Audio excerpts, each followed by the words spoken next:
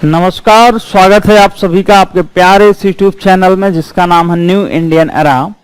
और मैं हूं आप लोगों का केमिस्ट्री टीचर जय सिंह मौर्य। तो आज हम लोग स्टार्ट करेंगे क्लास 12th के चैप्टर 2 का I think lecture number 4। I think lecture number 4 जो भी लेक्चर होगा अपन हम सीखेंगे। और आज हम बेसिक जानकारी देंगे कि कोई भी सॉल्यूशन अगर सोल्यूट और सॉल्वेंट से मिलकर बन रहा है तो क्या प्रोसेस होता है सॉल्यूशन बनने का, और क्या सोल्यूट की जो अमाउंट होता है उस पे सॉल्यूशन डिपेंड करता है कि क्या हम अपनी मर्जी से सोल्यूट मिला सकते हैं या फिर उनकी कोई लिमिटेशन होती है कि इससे ज्यादा आप मिला नहीं सकते, अगर मिलाते हैं तो डिसॉल्व होगा कि नहीं होगा, ये हमारी क्यूरियोसिटी रहती है। जैसे हम अक्सर देखते हैं कि हम जब शरबत बनाते हैं तो हम चीनी की मात्रा पहले धीरे से मिलाते हैं, फिर उसको हिलाते हैं तो वो घुल जाता है, फिर और मिलाते हैं तो उसको ज्यादा देर तक हिलाना पड़ता है, फिर वो घुलता है। यही प्रोसेस आप बार बार करते रहेंगे तो एक समय ऐसा आएगा जब आप डालेंगे तो चीनी जरूर, लेकिन वो चीनी डिसॉल्व नहीं होगा बल्कि नीचे जाके बैठ जाएगा। तो बेसिकली हम लोग यहां पे 3 प्रकार के सॉल्यूशन को पढ़ेंगे। एक तो सैचुरेटेड सॉल्यूशन, एक तो अनसैचुरेटेड सॉल्यूशन, एक होगा सुपर सैचुरेटेड सॉल्यूशन। क्या है इनके नाम से ही क्लियर होगा और इनको डिटेल में हम पढ़ेंगे। और इस लेक्चर में हम ये भी सीखेंगे कि क्रिस्टलाइजेशन और डिसोल्यूशन और क्रिस्टलाइजेशन कैसे साथ साथ होते हैं, और ये जब इक्विलिब्रियम पे आते हैं तो इनका प्रोसेस कैसे वर्क करता है। और हम ये भी सीखेंगे कि सॉल्बिलिटी क्या है और सॉल्बिलिटी के किन चीजों पे डिपेंड करता है, क्या सॉल्बिलिटी के फैक्टर हैं जिन पे डिपेंड करता है सॉल्बिलिटी। भाई बहुत सारे ऐसी चीजें हम किसी में मिला देंगे, जैसे आपने कहा कि मैं शुगर को सॉल्ट में मिला दूं तो शुगर को सॉल्ट में मिलाने का कोई फायदा थोड़ी ना होगा। बात समझ में आ रही है? शुगर सॉल्ट अलग अलग रहेंगे। तो कहने का मतलब है कि हम कौन सा सॉल्यूट कौन से सॉल्यूशन में मिलाएं जिससे वो अच्छे से डिसॉल्व हो सकें। तो हमें सॉल्बिलिटी के बारे में समझना है, और सॉल्बिलिटी जैसे ही आप समझोगे सारा चैप्टर क्लियर हो जाएगा। ठीक है, पीछे बैकग्राउंड पे दिख रहा होगा, ये हमें new Indian era YouTube platform से मिला हुआ है प्रशांत सर के द्वारा, तो मैंने लगाया है। बाकी नई थंबनेल आएगी तो अपडेट हो जाएगी। ठीक है, मेरा नाम आप सभी लोग जान ही रहे होंगे, और जैसा कि आपको पता होगा कि मैं 7 साल से ज्यादा पढ़ाते हुए हो गया है मुझे। मैंने कई टॉप रैंक दिए हैं, जैसे 152 नीट 152 रितेश मौर्य था 2019 में, और एम्स में भी 380 रैंक थी, और 397 रैंक थी अब की बात 2020 में, 685 नंबर थे 720 में से। और एक और भी कुछ बच्चे थे, मतलब मैं हाईएस्ट बता रहा हूं बस। तो अब ढेर सारी जानकारी है, बहुत सारे बच्चे हैं जो आईटी कॉलेज में भी हैं। चलिए आगे बढ़ता। तो देखिए चैप्टर रखा हुआ है कि चैप्टर का नाम है सॉल्यूशंस और capacity of solution to dissolve solute. क्या कैपेसिटी होती है किसी सॉल्यूशन को डिसॉल्व करने के लिए, उस चीज को हम समझेंगे। ठीक है, ठीक है, आइए प्रोसेस को समझते हैं।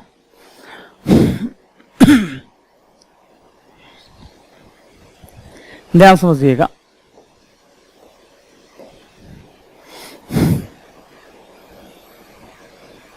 बहुत ही इत्मीनान से समझने की कोशिश कीजिएगा। ये आपके पास एक सॉल्यूशन है। ये क्या है? एक सॉल्यूशन। बनाया कैसे होगा आपने? ध्यान समझिएगा, कैसे बनाया होगा। ये अपने पास है, ये है सॉल्वेंट। अगर कोई हमारे पास सॉल्वेंट प्रेजेंट है, ध्यान समझिएगा, अगर कोई सॉल्वेंट हमारे पास प्रेजेंट है तो हम इसमें क्या करेंगे? हम इसमें सॉल्यूट मिलाएंगे। क्या मिलाएंगे? सॉल्यूट मिलाएंगे। ध्यान समझिएगा, जब कोई सॉल्वेंट अपने पास प्रेजेंट होगा तो उसमें हम जैसे ही सॉल्यूट मिलाएंगे तो सॉल्यूट बहुत ही जल्दी डिसॉल्व होने लगे। डिसॉल्व होने का मतलब है घुलने लगे। कैसे घुलता भी इसको समझाऊंगा, बट आप जो थ्योरी बता रहा हूं उसको समझिएगा कि बहुत ही जल्दी ये डिसॉल्व होने लगेगा। तो मैं बोलूंगा कि डिसोल्यूशन, ध्यान समझिएगा, डिसोल्यूशन इंक्रीज होगा। डिसोल्यूशन इंक्रीज होगा। जैसे मैंने थोड़ा सा सोल्यूट मिलाया तो अच्छे से घुल गया, फिर से सोल्यूट मिलाया अच्छे से घुल गया, फिर से सोल्यूट मिलाया अच्छे से घुल गया। लेकिन जैसे जैसे सोल्यूट सॉल्वेंट में घुलता है और सॉल्यूशन बनाता है, ध्यान समझिएगा, और क्या बनाता है मेरे दोस्त, ध्यान समझना, और क्या बनाता है और सॉल्यूशन बनाता है अपने पास कलाकारी करने के लिए।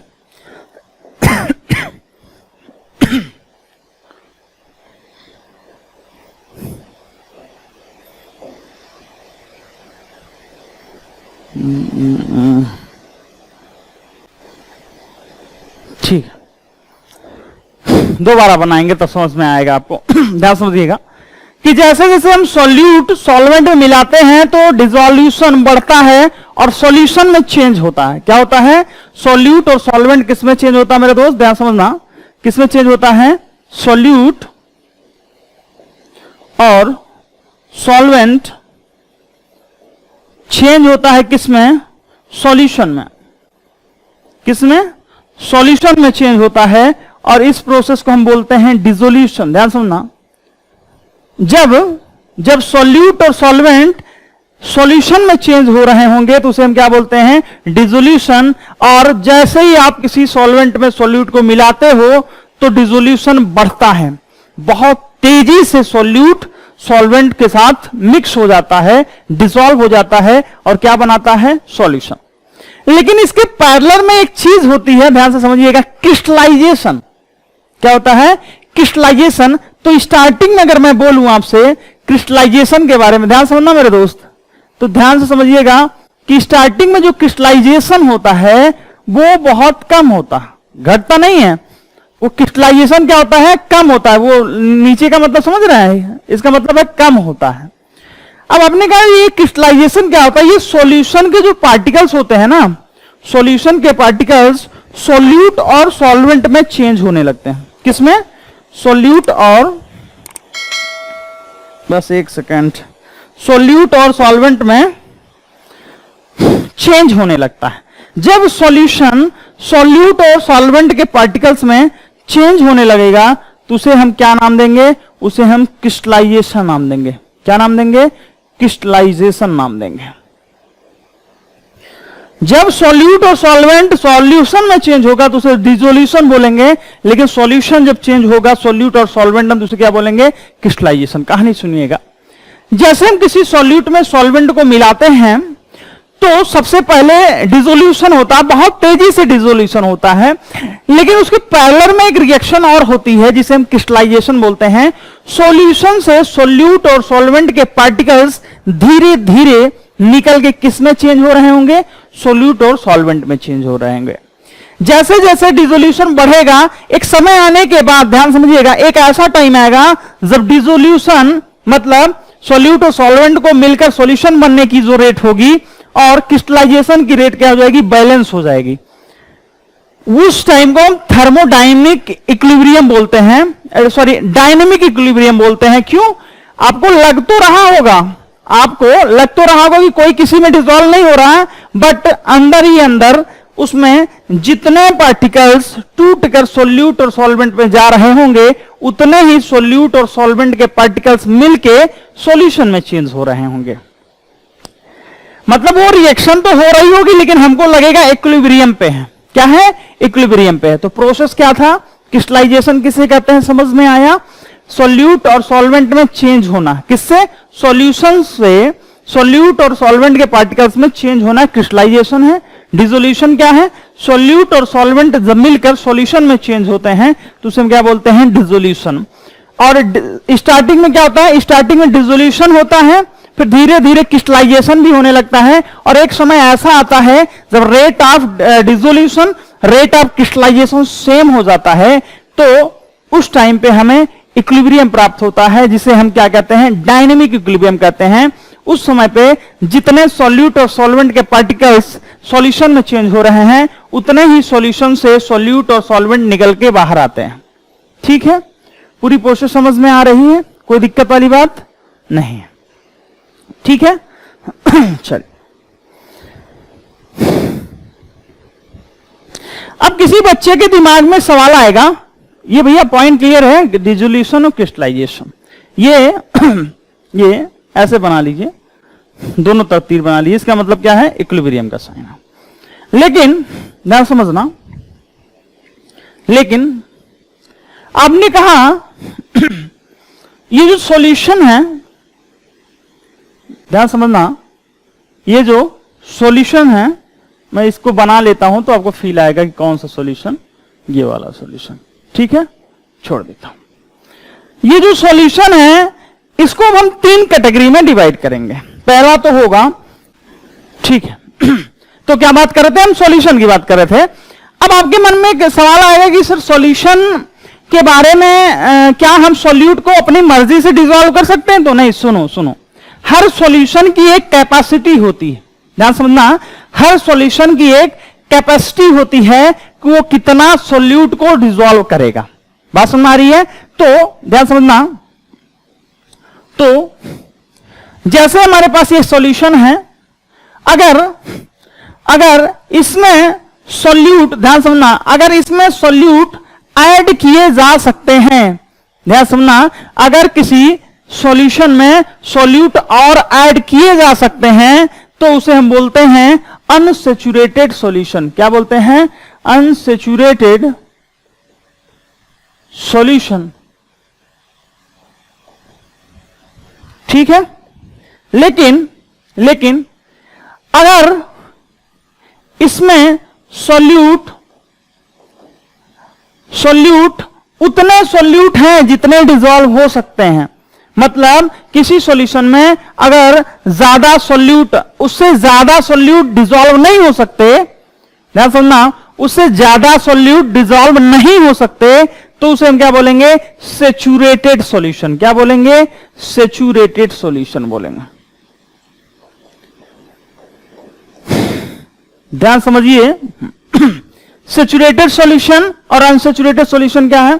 जैसे आपने कहा कि हमारे पास एक शरबत है, ध्यान समझिए, आपने मान लिया कि हमारे पास एक जैसे मैंने बात किया कि शरबत लेते हैं, तो शरबत किससे मिलके बना होगा? शुगर प्लस वाटर से। अब आपने कहा कि सर मुझे और मीठा पीना है शरबत, ध्यान समझिएगा, अगर आपको और मीठा पीना है शरबत तो आप इसमें क्या ऐड करोगे? शुगर ऐड करोगे। ध्यान समझना, क्या करोगे? शुगर ऐड करोगे। आपने कहा अगर मैं इसमें शुगर और ऐड कर सकता हूं, मेरे ऐड करने का मतलब नहीं, ऐड करने को तो आप कितना भी ऐड कर सकते हो, मेरे कहने का मतलब है कि और शुगर को डिसॉल्व कर सकता हूं। ध्यान समझिएगा, ऐड करने का मतलब क्या है? डिसॉल्व कर सकता हूं। आप तो कितना भी चाहो ऐड कर सकते हो, डिसॉल्व थोड़ी ना होगा। और शुगर अगर डिसॉल्व हो सकता, ध्यान समझिएगा, अगर और शुगर डिसॉल्व हो सकता है तो वो पक्का अनसैचुरेटेड सॉल्यूशन होगा। अनसैचुरेटेड सॉल्यूशन होगा। अगर और शुगर डिसॉल्व नहीं हो रहा है, आपने कहा कि हमने इसमें शुगर तो मिलाया लेकिन और शुगर डिसॉल्व नहीं हो रहा है, और शुगर डिसॉल्व नहीं हो रहा है, इसका मतलब वो सैचुरेटेड सॉल्यूशन है। जितना सॉल्यूट डिसॉल्व हो सकता है उतनी सॉल्यूट की मात्रा उसमें प्रेजेंट है, उतना अमाउंट सॉल्यूट का उस सॉल्यूशन में प्रेजेंट है जितना की वो कैपेसिटी है उस सॉल्यूशन की, जितना वो डिसॉल्व कर सकता है। ठीक है, चलो, आपने कहा ये सुपर सैचुरेटेड सॉल्यूशन क्या होता, नाम तो सुना है हमने। तो देखो मेरे भाई, सुपर सैचुरेटेड सॉल्यूशन का क्या मतलब होता है? जब किसी सैचुरेटेड सॉल्यूशन में, मतलब सैचुरेटेड सॉल्यूशन मतलब हो गया कि उसमें और सॉल्यूट डिसॉल्व नहीं होगा। किसी सैचुरेटेड सॉल्यूशन में जब हम सॉल्यूट की मात्रा को मिलाते जाते हैं तो ढेर सारा सॉल्यूट जाके नीचे बैठ जाता है। तो सुपर सैचुरेटेड सॉल्यूशन कैसे आप बोलोगे? कि जब जितना डिसॉल्व होना चाहिए सॉल्यूट, उससे ज्यादा सॉल्यूट किसी सॉल्यूशन में प्रेजेंट होगा तो वो सॉल्यूशन कैसा होगा? सुपर सैचुरेटेड सॉल्यूशन होगा। तो तुमने कहा कि सर इसमें एक बात कह सकते हैं क्या कि पहले अनसैचुरेटेड सॉल्यूशन होगा, ध्यान समझना, अनसैचुरेटेड सॉल्यूशन होगा, और इसमें जैसे ही आप शुगर ऐड करोगे, sugar in the sense solute, क्या, जैसे ही आप सॉल्यूट ऐड करोगे तो सैचुरेटेड सॉल्यूशन प्राप्त होगा। क्या प्राप्त होगा? सैचुरेटेड सॉल्यूशन प्राप्त होगा, अपने को सैचुरेटेड सॉल्यूशन प्राप्त होगा। और जब सैचुरेटेड सॉल्यूशन में और शुगर ऐड करूंगा और सॉल्यूट को ऐड करूंगा, तो समझिएगा अगर सैचुरेटेड सॉल्यूशन में और सॉल्यूट ऐड कर दिया तो वो बनाएगा सुपर सैचुरेटेड सॉल्यूशन। क्या बनाएगा? Super saturated solution.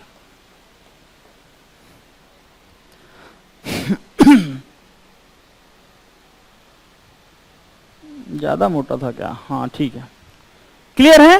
तो अनसैचुरेटेड सॉल्यूशन से अनसैचुरेटेड सॉल्यूशन से हम सुपर सैचुरेटेड सॉल्यूशन तक बहुत आसानी से जा सकते हैं। किस प्रकार से? बस क्या करना है? सॉल्यूट को ऐड करते जाना है। क्या करना है? सॉल्यूट को ऐड करते जाना है। तो प्रोसेस समझ में आया? कोई कंफ्यूजन नहीं है। टेक्स्ट बुक अपने पास रखिएगा, डेफिनेशन को वहां से भी देखिएगा और फीलिंग आएगी। अब आपने कहा सर एक बात आपने बार बार बोला, क्या बोला? डिसोल्यूशन और क्रिस्टलाइजेशन दोनों क्लियर हो चुका, फिर भी मैं लिख दे रहा हूं, डिसोल्यूशन और क्रिस्टलाइजेशन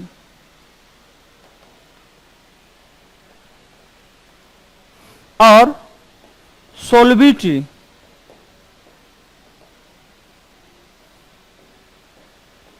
डिसोल्यूशन तो क्या हो गया? सिंपल हो गया, सॉल्यूट और सॉल्वेंट को मिलना और उसका सॉल्यूशन का बनाना। आपने कहा चलो ये चीज तो बहुत सिंपल हो गई। क्रिस्टलाइजेशन क्या हो गया? किसी सॉल्यूशन से सॉल्यूट और सॉल्वेंट के पार्टिकल्स का अलग होना।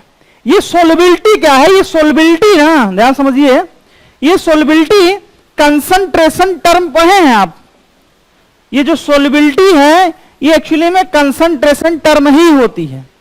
जैसे मोलारिटी है, अगर किसी की सोल्युबिलिटी निकालनी हो तो कैसे निकालोगे? ध्यान समझो, number of moles of solute divided by volume of solution in litre.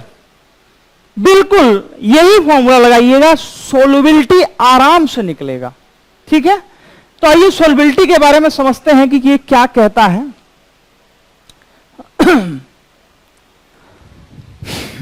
Solubility के बारे में समझिएगा, सोल्युबिलिटी क्या कहता है, ध्यान समझिएगा कि the solubility of A solute is its maximum concentration and expressed in concentration unit mole into litre inverse.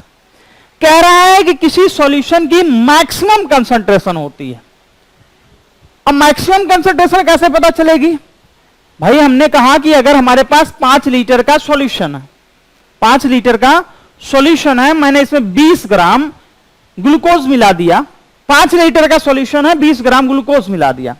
समझना अभी समझते हैं, बस ऐसे ओरली समझ लो। तो उसकी कुछ ना कुछ तो कंसंट्रेशन होगी, कुछ ना कुछ तो कंसंट्रेशन होगी। तो सोल्युबिलिटी क्या है? बस कंसंट्रेशन को बताता, मैक्सिमम कंसंट्रेशन को बताता है। मैक्सिमम क्या हो गया? जितना मिलाओगे उतना ही नहीं आएगा। अरे बात समझ में आ रही है कि नहीं आ रही है? क्लियर है बात? अरे समझ रहे हो? ठीक है,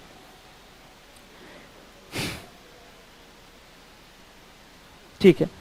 और एक लाइन लिखा हुआ है मैंने, amount per unit volume of saturated solution at a specific temperature, at a specific temperature. अब जो कंफ्यूजन था वो भी दूर हो गया। मैक्सिमम का मतलब सैचुरेटेड सॉल्यूशन का।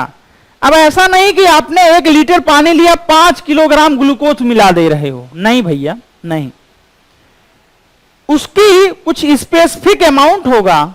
ऐसा नहीं कि आप बहुत सारा कुछ मिला दोगे तो आप सोल्युबिलिटी निकाल पाओगे, नहीं। सोल्युबिलिटी किसके लिए निकालेंगे? सैचुरेटेड सॉल्यूशन के लिए। सैचुरेटेड सॉल्यूशन का मतलब क्या है कि जिसमें वो मैक्सिमम क्रॉस ना करे, मतलब सैचुरेटेड सॉल्यूशन का मतलब हो गया कि कितना सॉल्यूट मैक्सिमम डिसॉल्व हो सकता है, वही बात कर रहा, वो आपको क्वेश्चन में दिया होता। तो सोल्युबिलिटी क्या, बस डिफिनेशन याद रखिएगा, the solubility of A solute is its maximum concentration and expressed in concentration unit mole into liter inverse amount per unit volume of saturated solution at a specific temperature. That is clear? बिल्कुल clear होगा।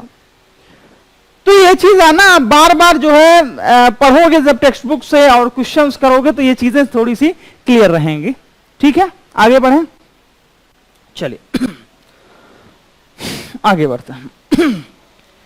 अब हमने कहा solubility के बारे में, तो ध्यान समझना, अगर आपसे कोई कह दे कि हम 5 ग्राम, ध्यान समझना, 5 ग्राम ग्लूकोज डिसॉल्व कर रहे हैं 5 लीटर सॉल्यूशन में, ठीक है, तो इसकी सॉल्युबिलिटी क्या है कि पर यूनिट वॉल्यूम निकालना होता है, अमाउंट, बात समझिएगा, अमाउंट। तो क्या करोगे, तो जैसे मोलारिटी नहीं निकालते वैसे ही निकाल लो, सेम टू सेम। तो सॉल्युबिलिटी कैसे निकलेगी, ध्यान समझना, इसका मोल हो जाएगा 5 बाई, ग्लूकोज कितना होता है 180, इतना पढ़ाने के बाद भी ना आए तो बेकार है, डिवाइडेड बाई 5, ठीक है, क्लियर है। तो ये हो जाएगा कितना, 1 by 180 mole into litre inverse, mole into litre inverse, clear है, ठीक है। ऐसे जितने भी आएंगे ना सब में ऐसे ही करना, ठीक है।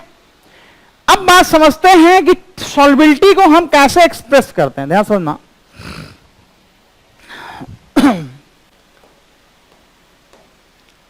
जैसे ध्यान समझना,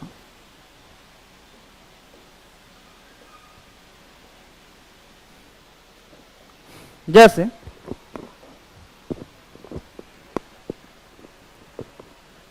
मान लिया हमने किसी वाटर में, ध्यान समझना, ये है अपने पास वाटर, क्या है, वाटर, इसमें हम मिला रहे हैं NaCl, क्या मिला रहे हैं, NaCl। तो जो NaCl के पार्टिकल्स होंगे वो कैसे होंगे,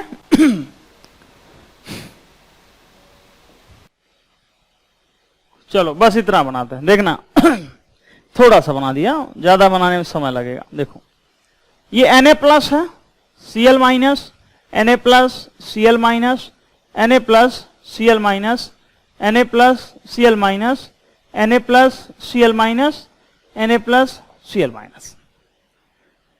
जैसे ही हम वाटर में डालते हैं, वाटर में क्या होगा, ध्यान समझना, वाटर में क्या होगा, एक H होगा, ऐसे होगा, और इसमें पोलर मॉलिक्यूल है। पोलर मॉलिक्यूल मतलब समझते हो, नहीं समझते हो तो समझो जरा भी, मैं बताता हूं क्या है, lambda minus, lambda plus, lambda plus, lambda minus, lambda plus, lambda plus, ये क्या है, अरे भाई जिसकी इलेक्ट्रॉन निगेटिविटी ज्यादा है वो इलेक्ट्रॉन्स अपनी तरफ अट्रैक्ट करेगा कि नहीं करेगा, बिल्कुल करेगा अट्रैक्ट। अगर अपनी तरफ अट्रैक्ट करेगा तो क्या उस पर निगेटिव साइन आएगा कि नहीं आएगा, आप खुद ही बताओ, क्या निगेटिव साइन आएगा कि नहीं आएगा, अरे आना चाहिए कि नहीं आना चाहिए भाई क्या निगेटिव साइन आना चाहिए कि नहीं आना चाहिए, बिल्कुल आना चाहिए बिल्कुल आना चाहिए। तो अब होगा क्या, ध्यान से समझिएगा, यहां से जो Na प्लस का मॉलिक्यूल होगा, ध्यान समझना, वो अट्रैक्ट किससे होगा, वो अट्रैक्ट किससे होगा, ध्यान समझना वो OH, H, OH, H, OH, H, OH, H। आपने कहा बस 4, नहीं मेरे भाई 4 नहीं, बस मेरी क्षमता 4 थी बनाने की, इसलिए मैंने 4 बनाया। ये Na प्लस पॉजिटिवली चार्ज्ड है, तो ये किसके साथ अट्रैक्ट हो जाएगा, जैसे ही हमने नमक को, जैसे ही हमने सोडियम क्लोराइड को, जैसे ही हमने रॉक सॉल्ट को, ढेर सारे नाम है इसके, जैसे ही मैंने सिंपल सॉल्ट को जैसे ही पानी में डाला तो पानी के मॉलिक्यूल्स खटाक से निकलेंगे और O माइनस मतलब समझ रहे हैं, ये जो निगेटिवली चार्ज स्पीसीज है ये सीधे अट्रैक्ट करेगा किसको, Na प्लस को, और ढेर सारे H2O के मॉलिक्यूल Na प्लस को घेर लेंगे, और घेरने के बाद क्या करेंगे, तोड़ के अलग ले जाएंगे। तोड़ के अलग ले जाने का मतलब क्या है, ये NaCl के पार्टिकल्स ढेर सारे जुड़े होंगे ना आपस में, तोड़ के अलग ले जाएंगे और वाटर में क्या कर देंगे, मिक्स कर देंगे। वाटर में क्या कर देंगे, मिक्स कर देंगे, और यही प्रोसेस है dissolution. This process is known as dissolution. Clear है? ओके। तो जो आपने कहा कि चलो ठीक है भैया ये गया, तो क्लोरीन को कौन ले जाएगा भाई? जब तक Na+Cl- नहीं मिलेगा तब तक हम थोड़ी ना बोलेंगे कि डिसॉल्व हुआ है। तो देखो जरा क्लोरीन के भी कुछ आशिक हैं इस प्रकार से, सभी के होते हैं, क्लोरीन के भी बेचारे के हैं। देखना देखना कैसे, HOH HOH, मैं थोड़ा सा ही बनाऊंगा बस, OH H H H देखना, इस पे लैम्डा प्लस, इस पे लैम्डा प्लस, इस पे लैम्डा प्लस, इस पे लैम्डा प्लस, इस पे लैम्डा प्लस। तो कॉन्सेप्ट क्लियर है? क्लियर क्या है कॉन्सेप्ट? देखना कि ये जो नेगेटिवली चार्ज स्पीसीज है ये पॉजिटिवली चार्ज स्पीसीज को अट्रैक्ट कर रहा है। ये जो नेगेटिवली चार्ज स्पीसीज है ये पॉजिटिवली चार्ज स्पीसीज को अट्रैक्ट कर रहा है। मतलब अरे भाई अट्रैक्शन किसके बीच होगा? दो अपोजिट जेंडर के बीच होगा, मेल फीमेल के साथ। वो तो मॉडर्न हो गया जमाना, उसकी बात अलग है। मेल का अट्रैक्शन फीमेल के साथ, उसी प्रकार आयंस का अट्रैक्शन, आयंस का अट्रैक्शन कौन सा आयन? केटायंस का अट्रैक्शन एनायन के साथ और एनायन का अट्रैक्शन केटायन के साथ, तभी ना उनके बीच एक अट्रैक्शन फोर्स लगता है। और जब भी अट्रैक्शन फोर्स लगेगा तो उनमें क्या होगी? एनर्जी रिलीज होती है। क्या होती है? एनर्जी रिलीज होती है। यही फेनोमेना आप अपने लाइफ में भी इन्वॉल्व कर सकते हो। ठीक है? तो एनर्जी क्या होगी? रिलीज होगी। बट उसको हम एनर्जी की बात नहीं कर रहे, जिसे हम लैटिस एनर्जी बोलेंगे, वो आप केमिकल बॉन्डिंग में पढ़ोगे, आपको सर पढ़ाएंगे, तो मैं उसमें ज्यादा डिटेल में नहीं घुसता हूं। लेकिन कॉन्सेप्ट समझ में आना चाहिए कि डिसोल्यूशन क्या है, कैसे डिसॉल्व हो रहे हैं, कैसे सोडियम प्लस आयन अरे भाई इसमें मिलाया तो सोडियम प्लस आयन हुआ ना, और सोडियम प्लस आयन के साथ क्या हो जाएगा? Cl- आयन हो गया।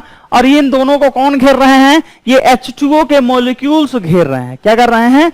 H2O के मॉलिक्यूल्स घेर रहे हैं, तभी ये जल्दी से डिसॉल्व हो जाते हैं। ये क्या हो जाते हैं? तभी ये जल्दी से डिसॉल्व हो जाते हैं।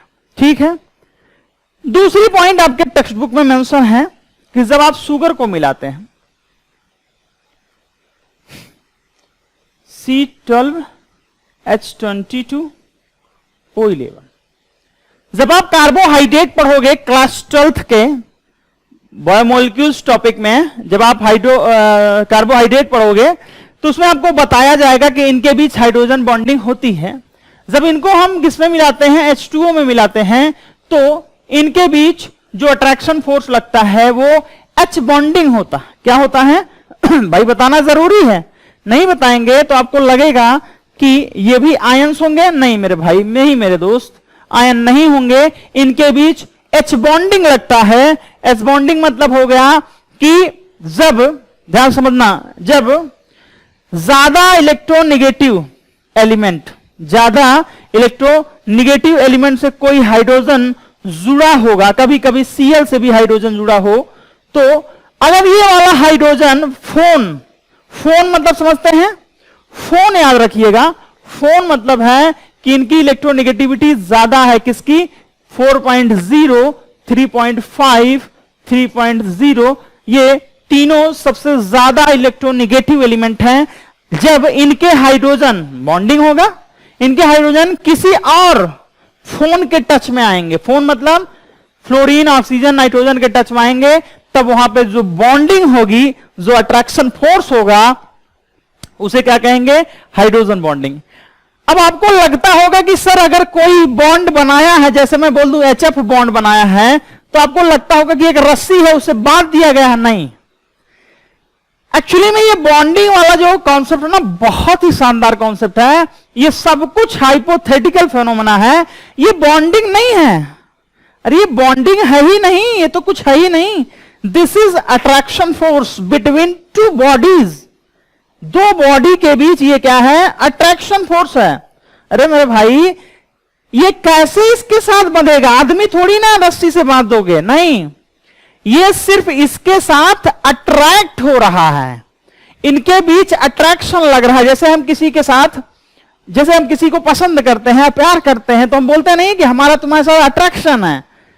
क्या हम उसके साथ रस्सी से बंध जाते हैं? नहीं नहीं, सिर्फ हमारा उसके प्रति अट्रैक्शन होता है। तो इसका अट्रैक्शन किसके साथ है? फ्लोरीन के साथ है। और उन्हीं अट्रैक्शन को हम दर्शाने के लिए क्या लिखते हैं? बॉन्ड दर्शाते हैं। अब आप कहोगे सर कभी कभी 2-2 बॉन्ड होते हैं, कभी कभी 3-3 बॉन्ड होते हैं। तो जब इनके बीच ढेर प्रकार का अट्रैक्शन होगा तो उसको ज्यादा बॉन्ड से दर्शाते हैं। बॉन्डिंग में आप पढ़ोगे इस चीज को तो अच्छे से समझ में वहां पे आएगा। क्लियर है? I think that is clear. पक्का? चलो अगर मैं बात करूं फैक्टर्स अफेक्टिंग, सिर्फ समझना है मेरे दोस्त, लिखा तो किताबों में भी है, लिखा तो किताबों में भी है, सिर्फ समझना है। समझ गए और यहां बैठा लिया, कॉन्सेप्ट क्लियर रखना है। मैं चाहूं तो बोर्ड पे लिख भी दूं, मेरी क्या जरूरत है, मुझे तो सिर्फ समझाना है। बुक में आपके सब कुछ लिखा हुआ है, सिर्फ समझते जाइएगा। Factors affecting of solubility, solubility, हाँ ठीक है, जो भी बोलते हैं, अपने को क्या है, अपने को क्या ही फर्क पड़ेगा। पहला,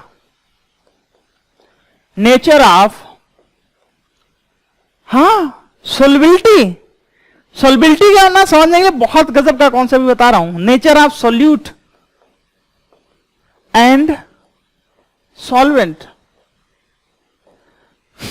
अब आपने कहा सोल्युबिलिटी मतलब क्या? दो चीज सॉल्युबल हो रहे हैं, दो चीज मिल रहे हैं, दो चीजों में दोस्ती हो रही है, फ्रेंडशिप हो रही है ना दो लोगों में। दो लोगों में फ्रेंडशिप कब होगी? जब दोनों का नेचर सेम होगा, दोनों की आदतें सेम होंगी, दोनों के काम लगभग सेम होंगे। अरे बात तभी तो अच्छी वाली फ्रेंडशिप होगी कि नहीं होगी। और हमें अच्छी वाली की बात कर रहे हैं, हम सोल्युबिलिटी की बात कर रहे हैं। सोल्युबिलिटी मतलब क्या? सैचुरेटेड सॉल्यूशन, मतलब सैचुरेटेड सॉल्यूशन मतलब क्या? अच्छे लोग, अच्छा सॉल्यूशन। तो हमने कहा ये भी सही बात है। दूसरी बात करेंगे टेम्परेचर, टेम्परेचर। तीसरी बात करेंगे प्रेशर। टेम्परेचर और प्रेशर तो हर बार पढ़ना। इसमें हम थोड़ा सा ली चैटलियर्स का शॉर्ट ट्रिक्स बताएंगे आप लोग। ली चैटलियर्स प्रिंसिपल क्लास 11 पढ़ा, उसका ट्रिक बताऊंगा मैं। अब यहां पे एक नया टर्म आता है, nature of solute and nature of solvent. क्या टर्म का नाम है? Nature of solute and nature of solvent.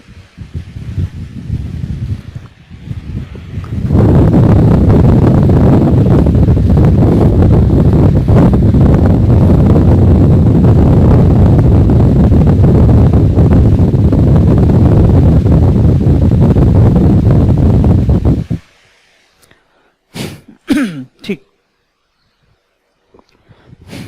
आइए देखते हैं।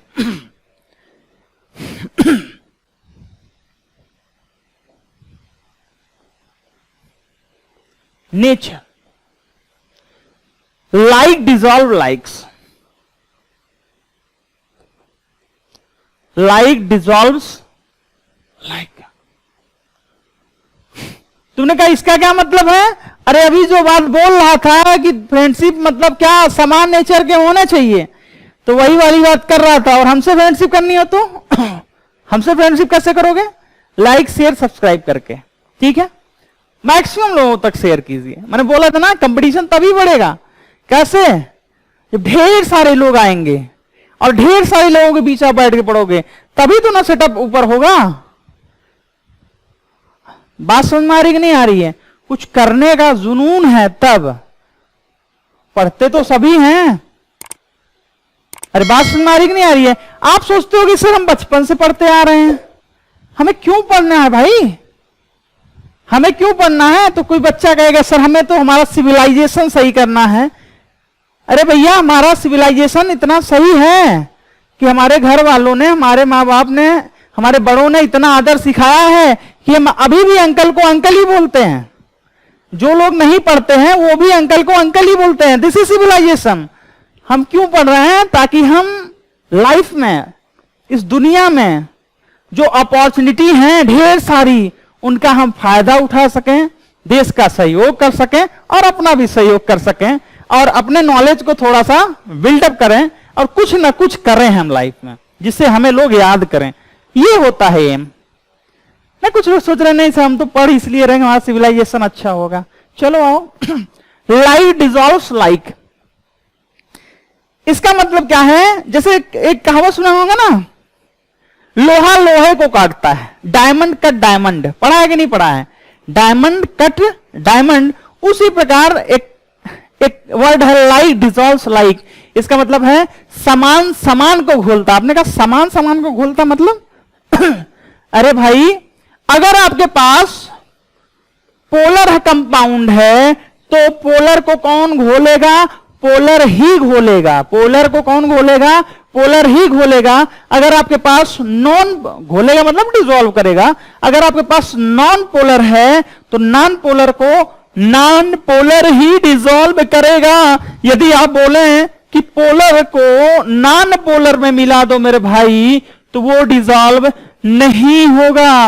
वो डिसॉल्व कतई नहीं होगा, वो डिसॉल्व हो ही नहीं सकता। क्यों? रूल फेल हो जाएगा।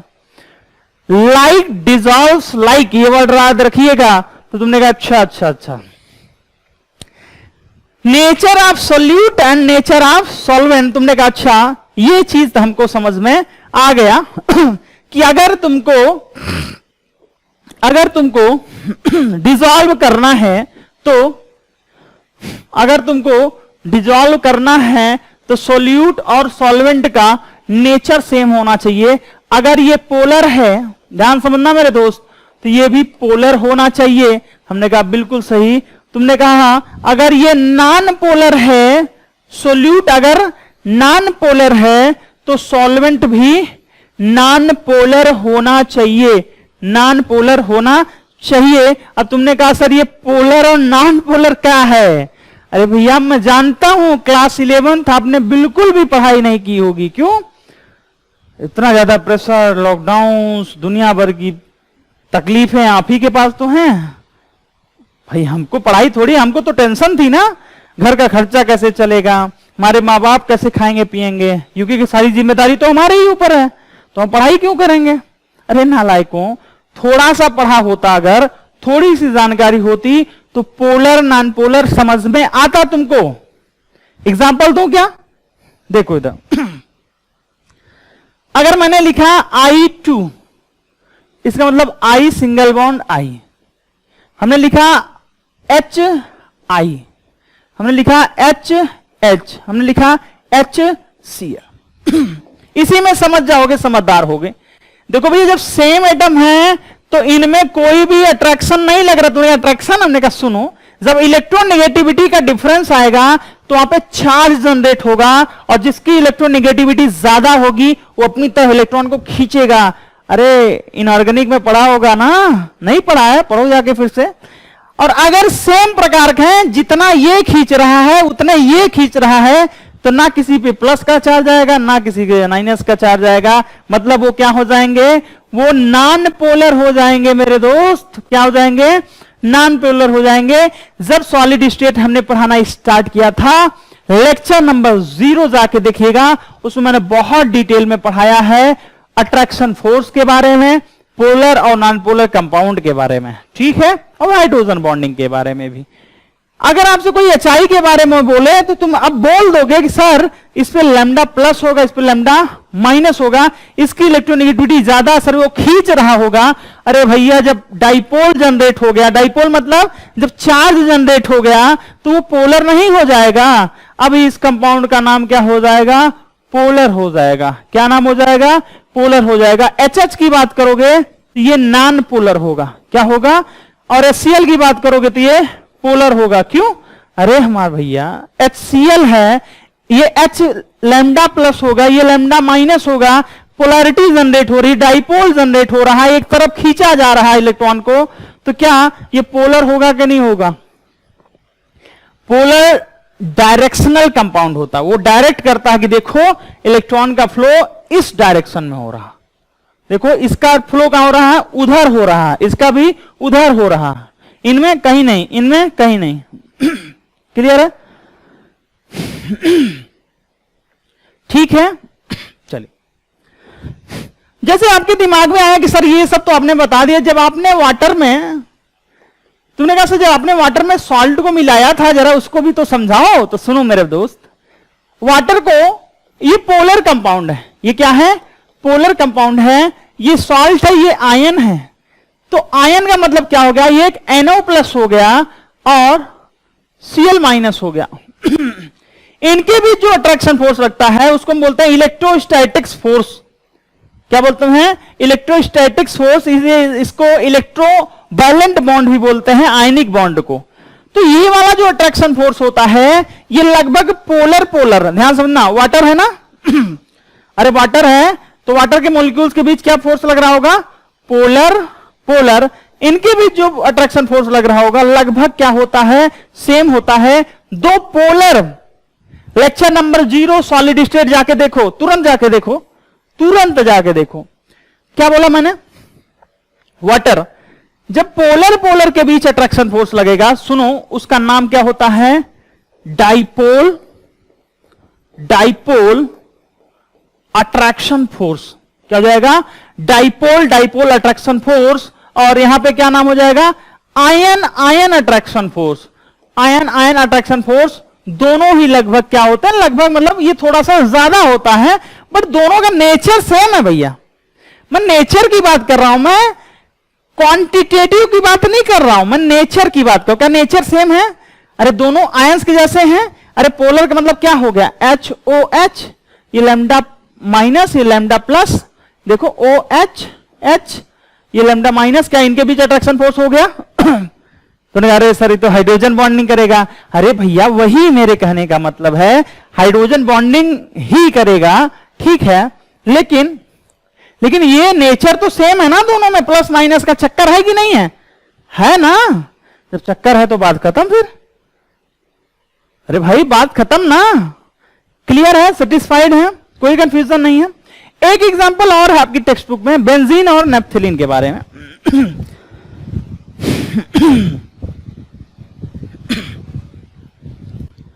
आपकी बुक में यह भी मेंशन किया है कि टाइप्स ऑफ फोर्स बिटवीन, तो बता दूं क्या बोलूंगा मैं पढ़ा चुका हूं यार, जाओ विजिट करो यार, पटाख से विजिट करो, नहीं तो मजा नहीं आएगा, ठीक है ना। मजा लेना है जिंदगी का तो आपको विजिट करना पड़ेगा। चलो चाइनीज ब्रश है ये, ओके चाइनीज नहीं यूज करेंगे, पेंट ब्रश यूज करेंगे। चलो ठीक है, तुमने कहा बेंजीन को नेफ्थलीन में मिलाया। क्वेश्चन है कि बेंजीन नेफ्थलीन में डिसॉल्व होता है, तो तुमने कहा कि सर होता है तो हमको भी तो थोड़ा सा बताओ। देखो ये हो गया बेंजीन और ये हो गया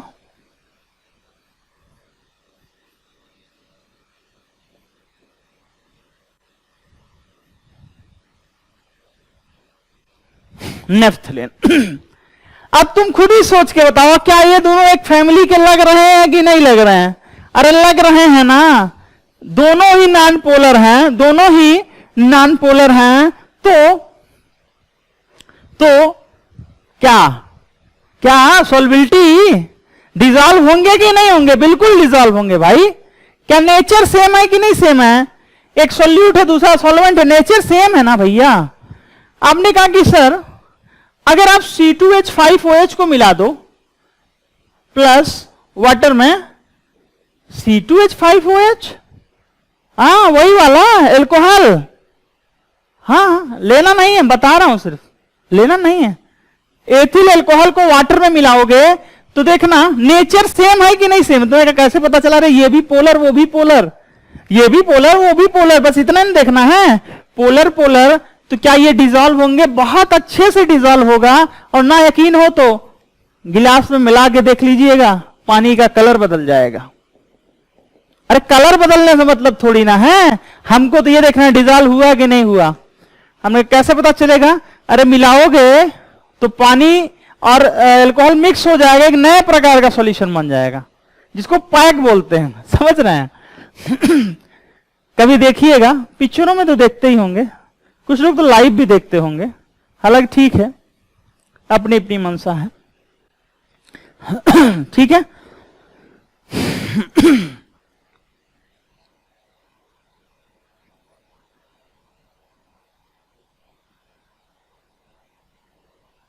ठीक है। ठीक, अब आगे बढ़ते हैं। नेचर समझ में आ गया, बात करते हैं टेम्परेचर की।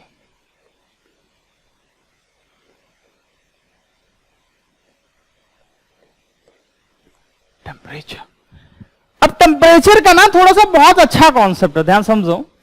अगर एंडोथर्मिक रिएक्शन है तो टेम्परेचर बढ़ाओगे सोलबिलिटी बढ़ जाएगी। क्या? टेम्परेचर बढ़ाओगे सोलबिलिटी बढ़ जाएगी। अगर एक्सोथर्मिक रिएक्शन है तो टेम्परेचर बढ़ाओगे सोलबिलिटी घट जाएगी। अब तुमने कहा सर इतना लंबा चौड़ा टर्म बोल दिया, एक्सोथर्मिक एंडोथर्मिक क्या है, पहले इसको तो समझाओ। देखो जरा, टेम्परेचर पे तो हम बाद में आएंगे, पहले हम देखेंगे कि एंडोथर्मिक रिएक्शन क्या है। अगर कोई रिएक्शन ए है और वो हीट एब्जॉर्ब करता है, ध्यान समझना मेरे दोस्त, अगर वो हीट एब्जॉर्ब करता है तो उसे हम एंडोथर्मिक रिएक्शन बोलते हैं। क्या बोलते हैं? एंडोथर्मिक रिएक्शन बोलते हैं, जिसका डेल्टा एच क्या होता है? पॉजिटिव होता है। जिसका डेल्टा एच क्या होता है? पॉजिटिव। आपने कहा ये हमको कहां से पता चलेगा? तो भैया ये आपको पता चला होगा, कहां से पता चला होगा? आपने कौन से चैप्टर में पढ़ा होगा? याद करो याद करो याद करो। थर्मोडायनेमिक्स पढ़ा है, थर्मोकेमिस्ट्री पढ़ा है 11th में, हाँ उसमें। नहीं पढ़ा है तो मैं पढ़ाऊंगा, बिल्कुल परेशान मत होइए। तुमने कहा कि अगर कोई मान लो रिएक्शन में हीट इवॉल्व करता है, हीट बाहर निकालता, हीट इवॉल्व करता है, तो उसे क्या बोलेंगे? ध्यान समझना, अरे हमरे भैया ध्यान सुनना। हीट एब्जॉर्ब होती है, हीट इवॉल्व होती है, तो उसे हम क्या बोलेंगे? Exothermic reaction. क्या बोलेंगे? Exothermic reaction. और इसका डेल्टा एच क्या होता है? इसका डेल्टा एच निगेटिव होता है मेरे दोस्त। इसका डेल्टा एच क्या होता है? निगेटिव होता। क्लियर है? अरे बात समझ में आ रही कि नहीं आ रही यार? एंडोथर्मिक रिएक्शन कौन है, एक्सोथर्मिक रिएक्शन कौन है, पहले इसको समझते हैं। ठीक है, क्लियर है? अरे बात समझ में आ रही है कि नहीं आ रही है? आ रही है, ठीक है।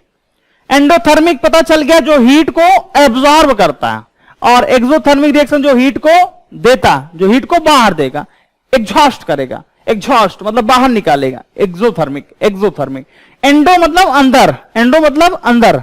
बात समझ में आ रही है? ठीक है, याद हो जाएगा बिल्कुल। ली चैटलियर्स प्रिंसिपल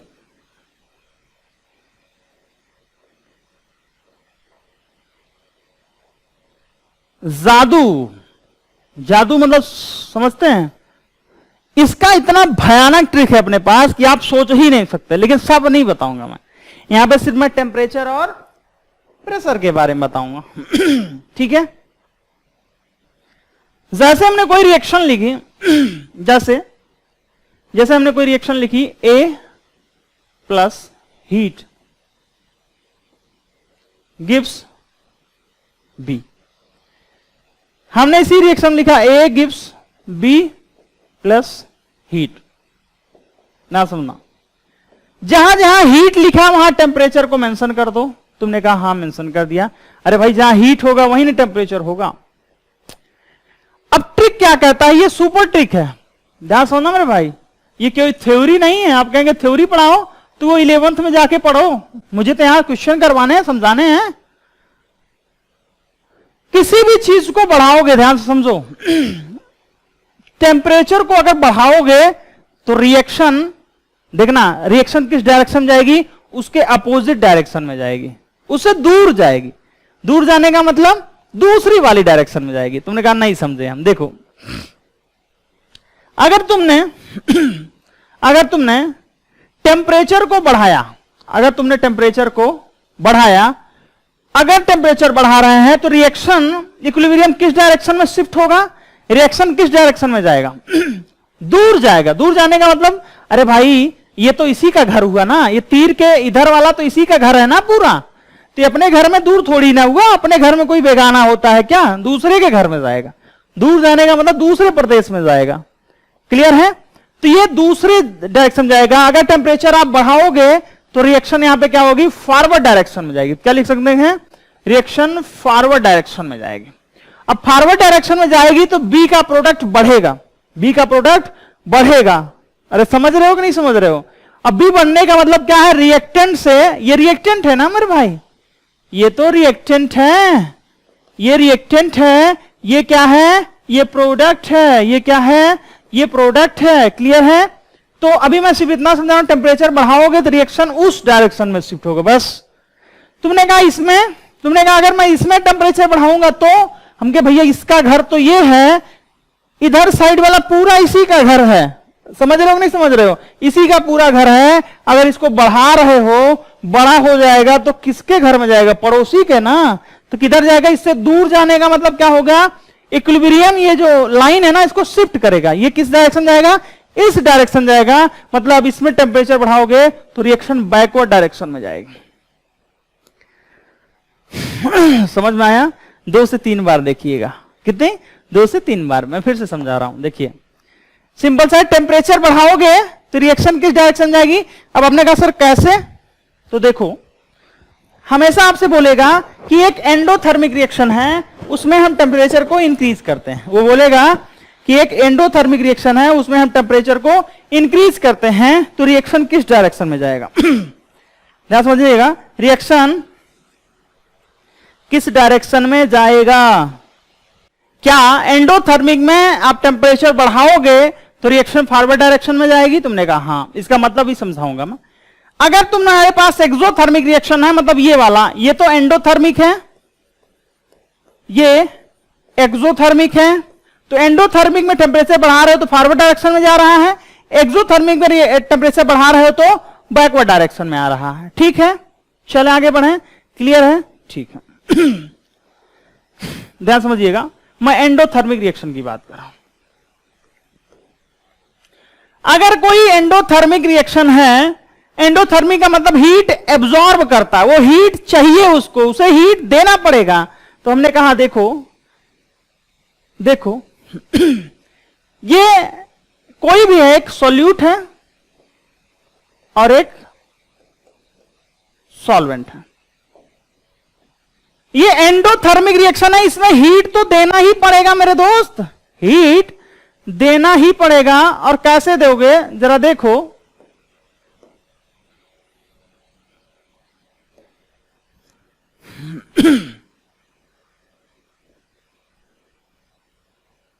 ये देखो हीट दिया,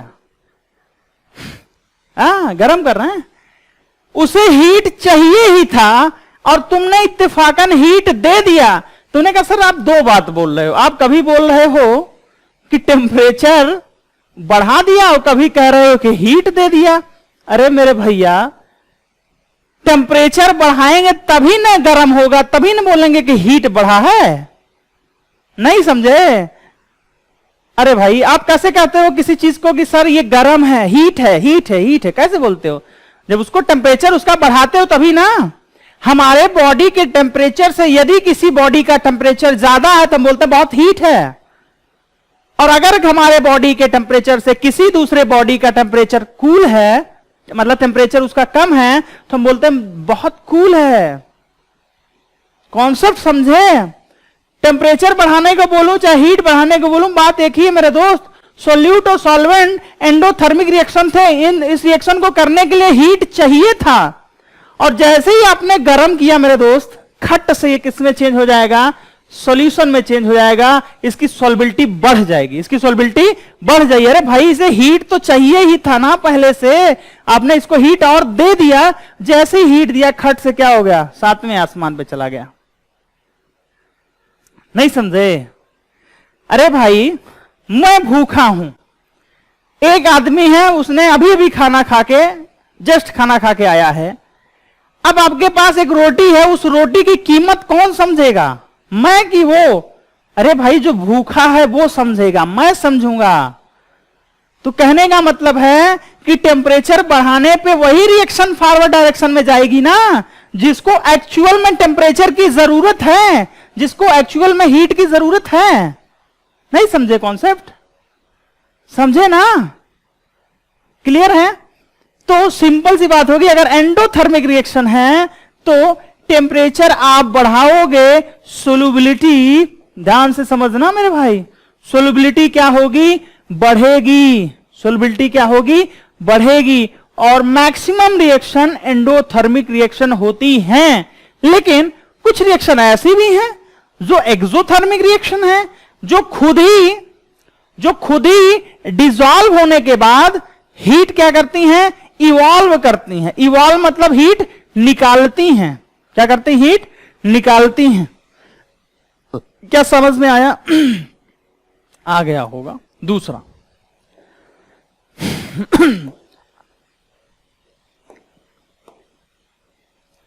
मैंने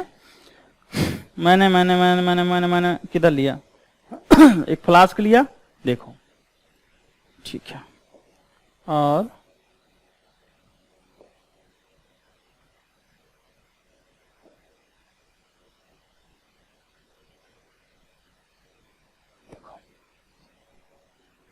मजा आ रहा है? बिल्कुल मजा आएगा। देखो, exothermic reaction. Exothermic reaction heat evolve करता, हीट निकालता है। आपने कहा तो लेने के देना पड़ गया, क्यों? अरे भाई मैं खुद ही किसी चीज को दान कर रहा हूं और तुम मुझे दान दोगे तो मेरे लिए मैटर करेगा क्या? नहीं करेगा। मेरे लिए मैटर, मेरे लिए कोई मैटर नहीं करेगा। तो कहने का मतलब है कि जब एक्सोथर्मिक रिएक्शन है तो ध्यान समझना, तो ये तो खुद ही हीट इवॉल्व करेगा, ये खुद ही हीट निकालेगा। क्या करेगा? हीट इवॉल्व करेगा। अब तुम ऊपर से इसको और हीट दे रहे हो। नहीं समझे? अरे भैया, हमको तो खुद ही हीट निकालना है अपने अंदर से, और तुम मुझे खुद ही गर्म करते जा रहे हो। तो क्या रिएक्शन फॉरवर्ड डायरेक्शन में जाएगी क्या? नहीं जाएगी। फॉरवर्ड डायरेक्शन में नहीं जाएगी मेरे भाई। और जब रिएक्शन फॉरवर्ड डायरेक्शन में नहीं जाएगी, सोल्यूट, ध्यान समझना, सोल्यूट और सॉल्वेंट जो मिक्स थे, अगर ये फॉरवर्ड डायरेक्शन में नहीं जा रहे हैं, मतलब ये सॉल्यूशन में चेंज नहीं हो रहे हैं, इसका मतलब इसकी सॉल्युबिलिटी डिक्रीज हो रही है। क्या हो रही है? डिक्रीज हो रही है। दोनों का अलग कॉन्सेप्ट है। अरे भाई, मैं कह रहा हूं कि मैं गर्मी दूंगा तुम्हें, मेरे पास बहुत गर्मी है, बहुत टेम्परेचर, बहुत हीट है। अब तुम उल्टा मुझे गर्म कर रहे हो। ध्यान से समझो, तुम उल्टा मुझे गर्म कर रहे हो, तो क्या मुझे गुस्सा नहीं आएगी? आएगी ना? तो सेम टू सेम प्रोसेस है। इसको गर्म नहीं करने का, गर्म करेगा तो क्या होगा? गुस्सा जाएगा, और गुस्सा जाएगा तो ये सॉल्यूशन में चेंज नहीं होगा। तो आए फिर केमिस्ट्री वाली लैंग्वेज में क्या बोलेंगे? यदि आपने टेम्परेचर को, ध्यान समझना, यदि आपने गलती से भी इसके टेम्परेचर को बढ़ा दिया है, तो रिएक्शन खट से सॉल्यूशन में चेंज होने की बजाय, डिसोल्यूशन होने की बजाय क्रिस्टलाइजेशन होगा, और सॉल्यूशन से हो सकता है सोल्यूट और सॉल्वेंट के पार्टिकल्स टूट के वापस चले जाएं। लेकिन सॉल्युबिलिटी घट जाएगी मेरे भाई। पहले जितना सोल्यूबल हो रहा था, अब सॉल्युबिलिटी क्या हो जाएगी? कम हो जाएगी। अब सॉल्युबिलिटी क्या हो जाएगी? इसकी कम हो जाएगी। इनमें कुछ फेमस एग्जांपल है, जैसे कैल्शियम क्लोराइड, लिथियम सल्फेट। अरे समझ रहे हैं कि नहीं समझ रहे हैं? कैल्शियम क्लोराइड और लिथियम सल्फेट। मैं लिख दे रहा हूं, बुक में है आपके, calcium chloride, lithium sulphate dihydrate. ठीक है। अब आपकी बुक में ग्राफ भी दे रखा है। क्या ये समझ में आया फिनोमेना क्या है एक्सोथर्मिक रिएक्शन और एंडोथर्मिक रिएक्शन का? अरे समझे कि नहीं समझे भैया? अब आपकी बुक में ग्राफ दे रखा है कि कौन टेम्परेचर बढ़ाने पे, ध्यान समझना, टेम्परेचर बढ़ाने पे किसकी सॉल्युबिलिटी तेजी से बढ़ेगी, ध्यान समझना, किसकी सॉल्बिलिटी बहुत तेजी से बढ़ेगी और किसकी सॉल्बिलिटी बहुत तेजी से डिक्रीज होगी। तो इस ग्राफ में मैं सबसे और अच्छे से क्लियर से बता दे रहा हूं, इस ग्राफ को आप नोट डाउन करिएगा और देखिएगा ये टेम्परेचर का स्केल है और ये सॉल्बिलिटी का स्केल है। जैसे जैसे टेम्परेचर बढ़ाओगे कुछ का ग्राफ ऐसे आएगा, कुछ का ग्राफ ऐसे आ जाएगा, कुछ का ग्राफ ऐसे आएगा। ये आने का मतलब समझ रहे हैं, टेम्परेचर बढ़ाते जाओ, इसको सॉल्बिलिटी कोई लेना देना नहीं है, सॉल्युबल नहीं होगा। लेकिन जैसे आप टेम्परेचर बढ़ा रहे हो, ये वाला ग्राफ देखो, जैसे जैसे बढ़ा रहे हो सॉल्बिलिटी वैसे वैसे वैसे अचानक से बढ़ती जा रही है। अरे समझे कि नहीं समझे? तुम कहोगे इसका कोई तरीका नहीं है, सब एक्सपेरिमेंटल है। इसको याद करने का कोई शॉर्टकट नहीं है, कोई तरीका नहीं है, सब एक्सपेरिमेंटल है। तो इसको क्या करेंगे अपन, याद करेंगे। तो फाइनलाइज में करके बताऊं क्या आप लोगों को कि टेम्परेचर डायरेक्टली प्रोपोर्शनल होगा सॉल्युबिलिटी के। तुमने कहा हां सर, हां सर, लेकिन हमने कहा रुको जरा, टेम्परेचर इनवर्सली प्रोपोर्शनल होगा सॉल्युबिलिटी के। तुमने कहा बस बस बस बस बस, समझ में आ गया। देखना कैसे, ये एंडोथर्मिक रिएक्शन होगी तो समझना जरा, एंडोथर्मिक रिएक्शन होगी तो एक्सोथर्मिक रिएक्शन होगी तो, अगर एक्सोथर्मिक रिएक्शन होगी तो क्या होगा मेरे दोस्त, क्या होगा? तो अरे भैया हमको हीट चाहिए और हमको हीट दोगे तो मैं खुश नहीं हो जाऊंगा। अब मैं हीट खुद ही तुमको देने वाला हूं, ऊपर से मुझे और गर्म कर दोगे तो क्या मैं गुस्सा नहीं जाऊंगा? अरे खुश होने का मतलब है कि मैं जिस राह पे चलना चाहता हूं उसी राह पे जाऊंगा। गुस्सा जाने का मतलब है मैं बाइक चला जाऊंगा। कहने का मतलब है कि अगर आप टेम्परेचर बढ़ाते हो तो सॉल्युबिलिटी तभी बढ़ेगी जब एंडोथर्मिक रिएक्शन होगा। अगर आप टेम्परेचर बढ़ाते हो तो सॉल्युबिलिटी घटेगी जब रिएक्शन एक्सोथर्मिक होगा। क्या होगा? एक्सोथर्मिक रिएक्शन होगा। क्लियर है बात? अच्छे से मजे में, पक्का ना? पक्का बोल रहा हूं, अच्छे से क्लियर है ना? चलो आगे बढ़ रहा हूं। प्रेशर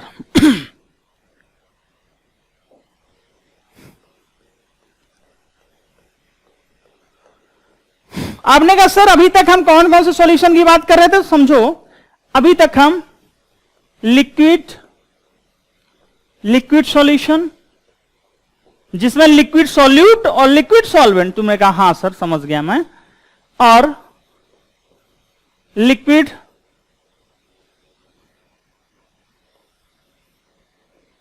ऐसे लिखूं, solid liquid solution, gas liquid solution. ये वाला हम हेनरी लॉ में पढ़ेंगे अगले लेक्चर में। इसकी पूरी एक थ्योरी है, सब कॉन्सेप्ट है, न्यूमेरिकल है, सब करेंगे मजे में। तो आज आपको एक मंत्र दे रहा हूं, ध्यान समझना। वो मंत्र क्या है?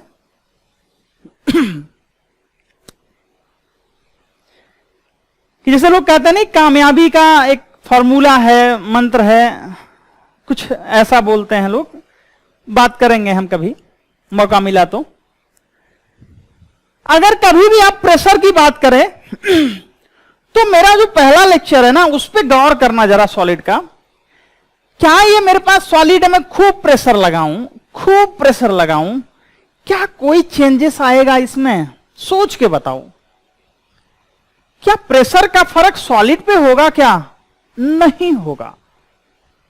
आपके पास एक बोतल वाटर है, मान ले रहा हूं मैं, मेरे पास एक बोतल वाटर है और ये कंटेनर मजबूत है, ऐसा नहीं मैं दबा दूं ये फट जाए, नहीं नहीं नहीं, कंटेनर मजबूत है, खूब दबा रहा हूं, क्या इसमें कोई फर्क पड़ेगा? ना ना ना। गरमा दोगे तो फर्क पड़ जाएगा ना? ना ना, टेम्परेचर की बात नहीं करूं मैं, प्रेशर दबाओ, खूब प्रेशर लगाओ, कोई चेंजेस नहीं आएगा। लेकिन जैसे ही आप गैस में जाओगे ना, गैस इतना बड़ा कंटेनर, उसको खूब दबाओ, जैसे ही दबाओगे दबता दबता दबता यहां तक चला जाएगा, और जैसे जैसे वॉल्यूम कम होगा वैसे वैसे उसका प्रेशर बढ़ता जाएगा। बस हमारी बहुत हार्ड हो जाएगा। अरे भाई, गैस जब सिलेंडर में भरी जाती है तो उसका कभी खोल के देखिए, इतनी तेजी से निकलता वो, क्यों? इतना ज्यादा हाईली प्रेशर होता है वो। अरे बात समझ में आ रही है कि नहीं आ रही है? आ रही है ना, पक्का? तो तुम्हारे मन से एक बात समझ में आई कि सर लिक्विड सॉल्यूशन में प्रेशर का कोई इफेक्ट नहीं होगा, प्रेशर का कोई इफेक्ट नहीं होगा। और अभी आपने ज्ञान दिया है कि सॉलिड लिक्विड का सॉल्यूशन हो तब भी कोई इफेक्ट नहीं पड़ेगा मेरे भाई, कोई इफेक्ट नहीं पड़ेगा, इस पे फर्क पड़ेगा। और इसी के लिए तो हम अगला टॉपिक पढ़ेंगे, इस पे फर्क पड़ेगा। अब अगर आप ये वीडियो देख रहे हैं और मेरी बात सुन रहे हैं, इसका मतलब आपने ये चैप्टर अच्छे से पढ़ लिया है। अब टेक्स्ट बुक की रीडिंग करनी है आपको और ग्राफ का पोर्शन देखना है। मैं लिख देता, लेकिन कुछ बच्चे ऐसे हैं जो कामचोर टाइप के, मतलब उनको सिर्फ वीडियो देख के, वो भी लेट के वीडियो देखना। नहीं भैया, कोई मतलब नहीं है। नोट्स मत मांगिए, लिखिए खुद से, नोट डाउन करिए, समझिए, बुक साइड में रखिए। जब तक आप खुद से मेहनत नहीं करोगे ना, तो आपको कोई शॉर्टकट नहीं प्रदान कर सकता। और सफलता का कोई शॉर्टकट नहीं है, फिर से याद कर लीजिएगा, सफलता का कोई शॉर्टकट नहीं है। और सफलता के 100 माई बाप होते हैं। अभी बहुत परेशानी होगी, सर मुझे बहुत परेशानी है, मेरे पास नेट नहीं चलता है, मैं गांव से बिलोंग करता हूं, मैं टाइम पे नहीं कर सकता हूं, मैं और भी काम करता हूं, बहुत परेशानी है। ठीक है, आप कहते हैं हम पढ़ते तो हैं लेकिन आता नहीं है, मोहल्ले वाले मेरे बारे में ऐसा सोचते हैं, सोचने दो, कोई फर्क नहीं पड़ता। अगर आप गलत कर रहे हो तो उसको एक्सेप्ट करो। कोई भी आपके बारे में जो कुछ भी बोलता है उसको सुनो, समझो क्यों बोला जा रहा है। मैं बोल रहा हूं, अगर आपको पढ़ने के लिए डांट रहा हूं तो मैं क्यों बोल रहा हूं? क्योंकि तुम्हारे अंदर कुछ ना कुछ कमी होगी तब। और जैसे ही आप सफल हो जाओगे तो उन्हीं लोगों के नेचर चेंज हो जाएंगे और दुनिया आपको सलाम करेगी। तो करना क्या है? मेहनत करना है दोस्त। ना जो लोग कहते थे, अभी आप मान लो किसी बाहर शहर में रह के पढ़ाई कर रहे हो, मान लो तुम IIT या नीट की तैयारी कर रहे हो और करोगे भविष्य में, क्योंकि 12th में हो, 12th के बाद कुछ ना कुछ तो करोगे। मान लो तुम चले गए किसी शहर के, बहुत बड़े शहर में पढ़ाई करने, लेकिन दुर्भाग्यवश तुम्हारा नहीं हुआ। तो खूब पढ़ाई की है तुमने, कोई मैटर नहीं करता है। सब बोलेंगे कि अरे हम जानते थे क्या करता था वहां, पढ़ाई नहीं करता है, ये नहीं करता था, वो नहीं कर, दुनिया भर की बात है। अगर इत्तेफाकन तुमने क्लियर कर लिया, टॉप कर दिया, IIT में अच्छी रैंक आ गई, नीट में अच्छी रैंक आ गई, तो वही लोग ऐसे बोलेंगे, मैं तो बचपन से जानता था, कितना होनहार बालक है, मुझे तो पहले से पता था कि तुम बहुत अच्छा करोगे और बहुत आगे जाओगे, दुनिया भर की चीजें। तो वही बात मैंने बोली ना, सफलता के 100 माई बाप होते हैं। माई बाप मतलब मदर फादर। अगर आप सफल हैं तो 100 हाथ आपके ऊपर आएंगे, अगर सफल नहीं हैं तो कोई नहीं आएगा आपसे पूछने कि आप क्या कर रहे हो। तो डिसाइड आपको करना है कि खुद से पढ़ना है या दूसरों पर डिपेंड रहना है। बात समझिएगा, दूसरों पे डिपेंड रहना है या खुद से पढ़ाई करना है, खुद से नोट क्रिएट करना है और खुद का नोट्स दूसरों को देना है। दूसरों के नोट्स मत लीजिए, मत मांगिए नोट्स। मैं फिर से बोल रहा हूं, कैसे? वीडियो देखिए, टेक्स्ट बुक निकालिए और उनमें से टॉपिक को अच्छे से क्लियर करिए, पढ़िए, पीछे एक्सरसाइज खोलिए, एक्सरसाइज के क्वेश्चन करिए और एक प्रॉपर नोट्स बनाइए। फिर देखिए जो मजा आएगा, करके देखिएगा, फिर मिलेंगे। ठीक है, तब तक के लिए ओके बाय।